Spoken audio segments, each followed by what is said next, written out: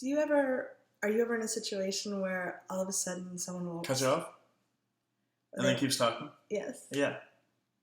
So happens all the time. And it can be difficult when you're trying. I hate it too. I hate it when people do that. When Noise you're the heck out of me. your workshop, and I have a couple coming up. So I was wondering if you could give us some suggestions for when someone cut you off or start sharing and won't stop. Okay. So as a facilitator, and this is also just useful for people. Who are we again? I'm Cathy from the intimacydojo.com. And I'm Reid from readaboutsex.com. So what was the question? How do you handle it when someone starts cut talking? you off and keeps talking, and then but you were supposed to be trying to finish lead the discussion. Yeah. And they mostly it helps if you just look at them and you're like, oh, they're just trying to help. Yes, I get they want to be seen and heard, mm-hmm. and they want to feel like they're contributing. Mm-hmm. But sometimes they'll take the subject offline, or if we have a certain set schedule of things we want to cover, it makes it difficult. Well, I mean, so as a facilitator, you can't always do this when you're like at a dinner conversation. Establish that you want it to be interactive, but that you will cut people off and you apologize in advance mm-hmm. in service of whatever it is you're trying to accomplish. Yes. So you basically train them, because mm-hmm. then when you do cut them off, and do it compassionately, you can be firm, and it's building trust because you already said you were going to do that. Right. And then you're fulfilling on that, so it's not a surprise. Mm-hmm.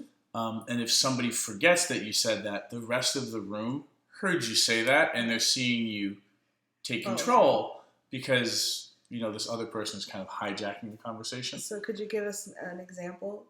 If someone started talking, shared like they were invited to, and then they keep talking and they're telling about all their experiences. Well, what you're saying there right there. And then when I was doing that one time, it's that really thing, important. Yeah. So I totally get that. And I love your passion in wanting to share that. And I will totally talk to you later after we get this videotape done. But this is really important. When I have to say, it's only you don't another have to say minute. it now, and we don't have another minute, but I've got more time for you later. I just want to say this one thing. No. And you just do it like that. Now, with other people, like when you're at Thanksgiving dinner and it's your mom or your aunt, you're basically screwed, so just don't go home for Thanksgiving ever. Or drink heavily. Well, no, you might probably drink heavily, then go home.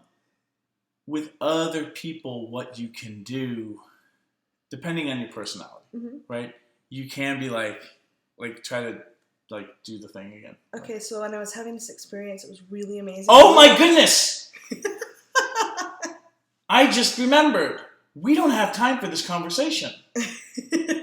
I have to get back on track.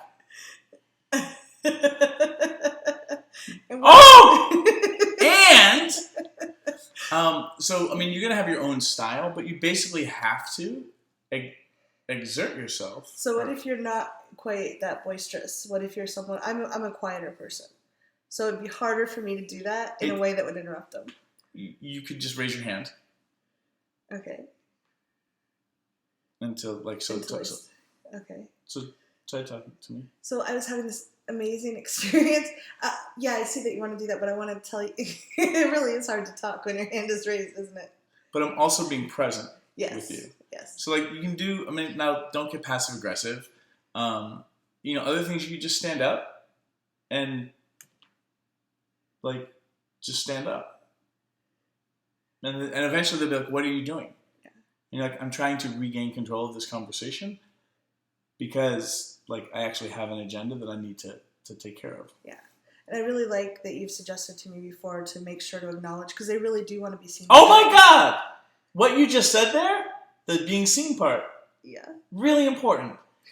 I want to acknowledge you for that piece right there. That's key. Do you mind if I talk to you after this about that? Oh, that's good. I like that a lot. It's mostly just understanding that being present will start to change mm-hmm. how they're going to occur to you. Most people are repeating themselves because they don't feel heard. And they're going on and on. Most people are going on and on because they feel you actually listening to them. Yeah. And then because nobody else listens to them in the world, they want to get all of it out all at once. Yeah. Or they're just trying to contribute. Mm-hmm. So leave them feeling smart.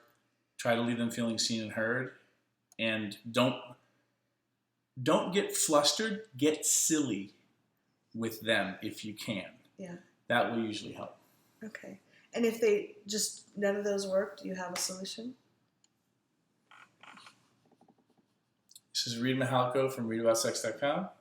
And Cathy Bertoli from theintimacydoshow.com. Thank you. Leave comments. Leave comments. That was funny. Yeah.